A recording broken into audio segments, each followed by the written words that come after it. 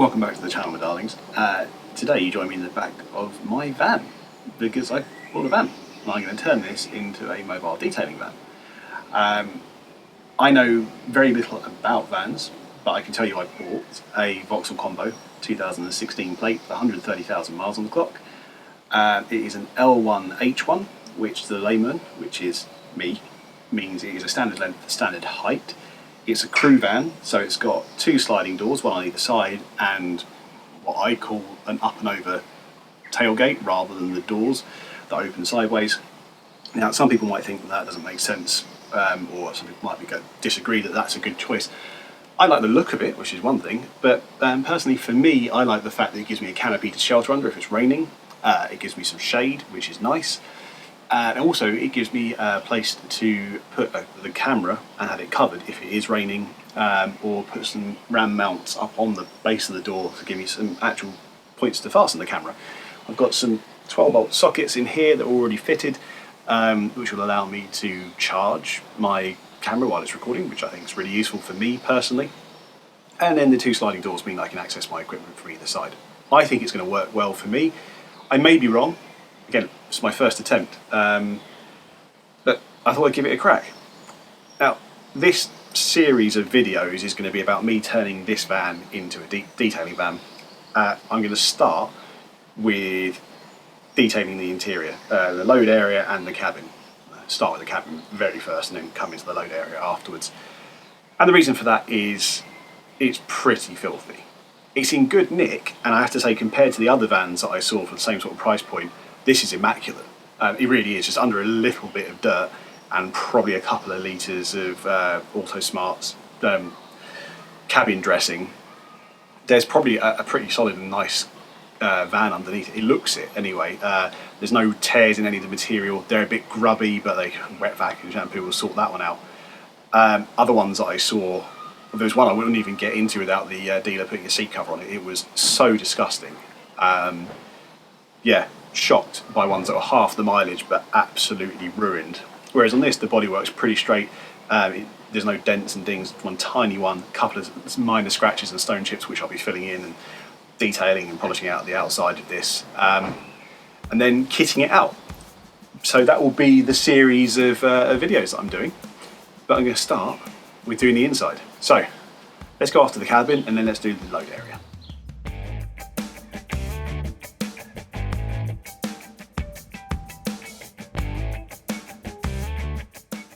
So this is pretty dusty, and there's tons of this dash dressing applied. That radio looks really murky and it's absolutely covered in it. Steering wheel looks pretty grim. We'll see a bit more of that a bit later. You can get an idea of the seats. They're not terrible, they're pretty dusty, and there are a few like marks on them, but they're not awful. You will see the water that comes out from the extractor is pretty filthy, but let's have a look around now at the level of baked in dirt, and also, shall I say, covered over dirt due to all of this trim dressing that's been applied.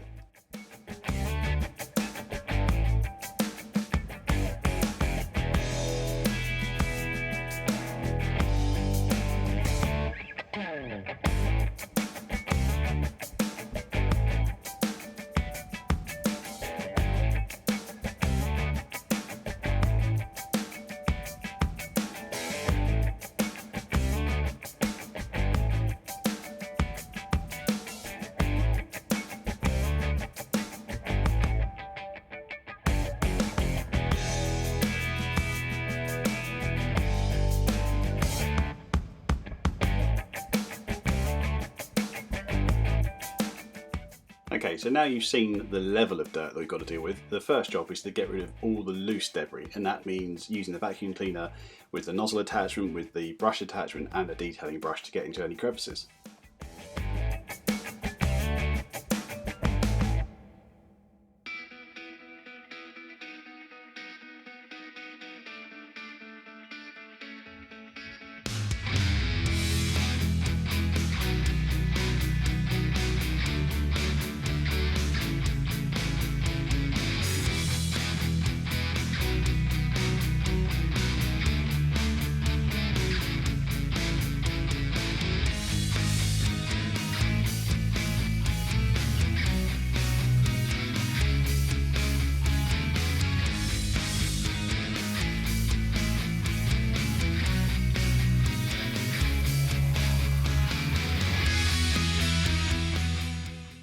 so all the loose dirt has been hoovered away now, and it's time to get in there with the brush and some liquid cleaners. Now in this case I'm using Llama Surfex HD at about 20:1, that's about 5%.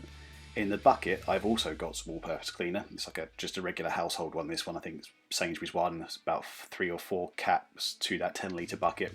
And then I'm going over with the microfiber, wiping over. Look how dirty that is just from that one area. But I needed that extra bite, or I felt like I did, from having the all-purpose cleaner in the bucket as well. But that means I've got all-purpose cleaner residue all over this dash. So what I'm going to do afterwards is I wipe it over a couple of extra times with just plain water.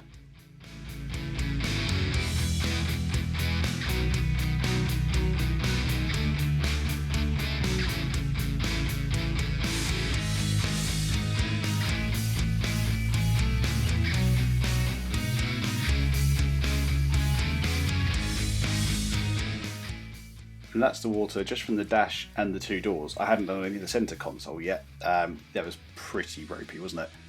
Now onto a bit of wet backing. I managed to get the passenger seat out, and I'm soaking that with Llama Surfex HD at 20:1 again, using the soft drill brush to agitate it, and then I'm going to extract it with my wet back. Now there's a fault with my wet back, and why you can see me here is using another spray bottle that's just spraying it on with clean water to help the extraction. The pump in my wetback wasn't working.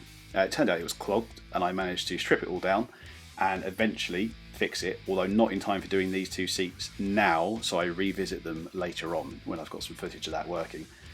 But yeah, the Llama Surfex HD to me makes a fantastic cleaner for seats as well, especially at this strength.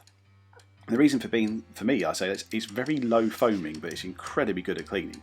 You can see this, you can compare my footage here to, I don't know, the Detail Geek or Storfer's Garage. Their all-purpose cleaner is very much, well, the cleaner they use, I think they use lightning fast, don't they? It's really foamy, and it almost seems like a bit for show, whereas this is just massively effective. It doesn't look like it's doing a whole lot, but you'll see the water at the end of this is, well, it's something to behold.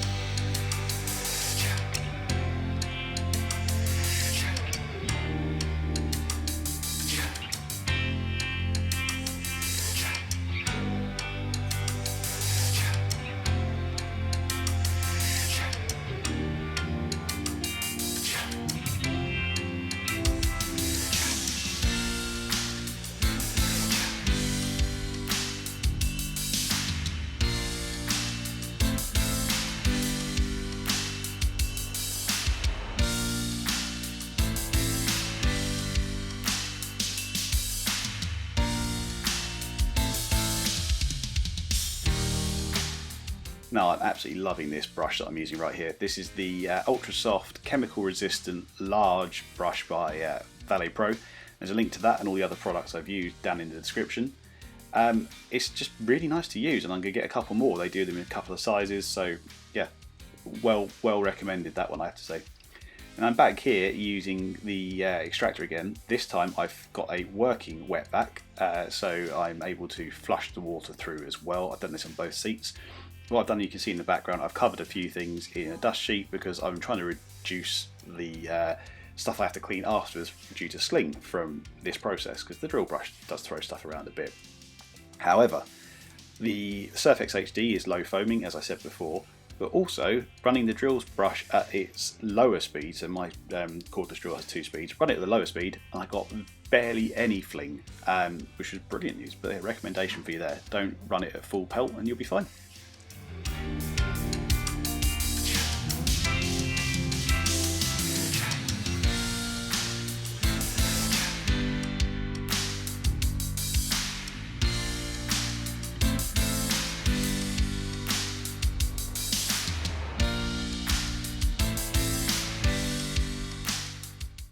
Just giving it a quick dust over with a microfiber duster. This is because it's been a few days between cleaning the interior and now, and I'm just about to dress all the plastics with 303 aerospace protectant. You might think, hang on, didn't you put all that effort into taking a trim dressing off?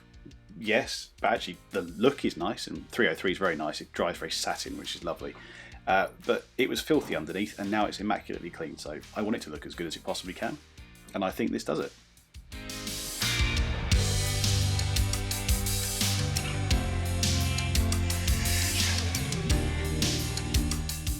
You settle in for some afters of the cabin, and yeah, look at the difference.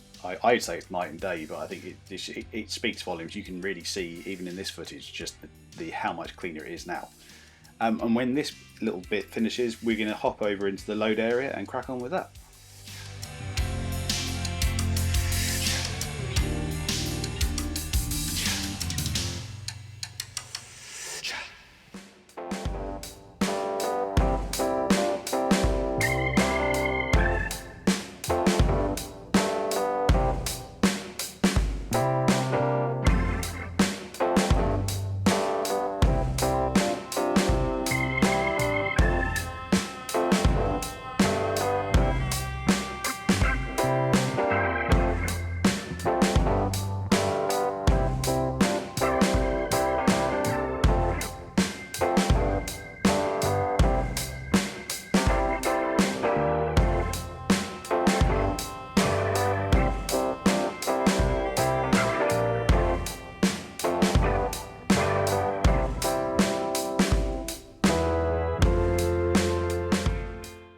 Man, that steering wheel was disgusting. As you probably can imagine, I was wearing gloves when I drove this back.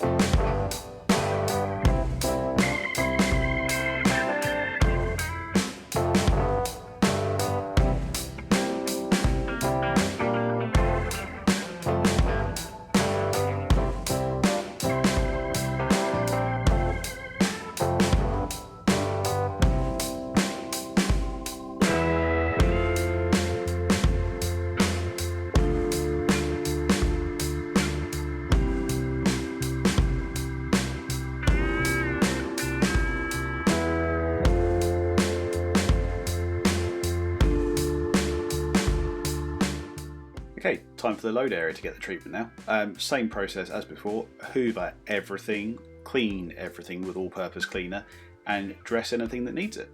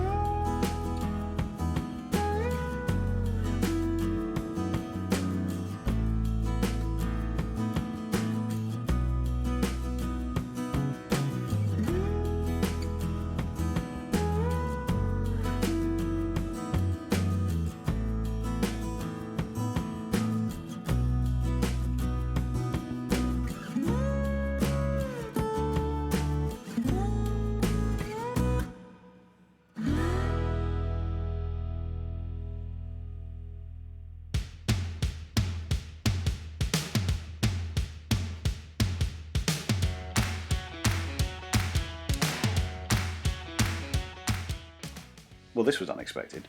There's watermarks in the 303 aerospace protectant on the trim, but only in this very specific area. Same on both doors. I had the doors open in the rain the other day, and what I can see here is, or what I can infer from what I'm seeing here, I should say, is that the 303 isn't bonding with this type of plastic, and that's fine. That makes me think this is more like outdoor trim plastic. So what I'm going to do, strip all this off with Built Hand for Surfex HD, and then I'm going to address it in Geon Trim, which is a ceramic trim dressing. Typically you use it on the outside of the vehicle, but why not use it on the inside? It'll mean it's hydrophobic, so it's protected from water, it's going to be hard wearing, and it will be UV resistant as well, just like the 303. Yeah, I'm looking forward to it. I expect the results to be pretty good, so let's sit back and check this out.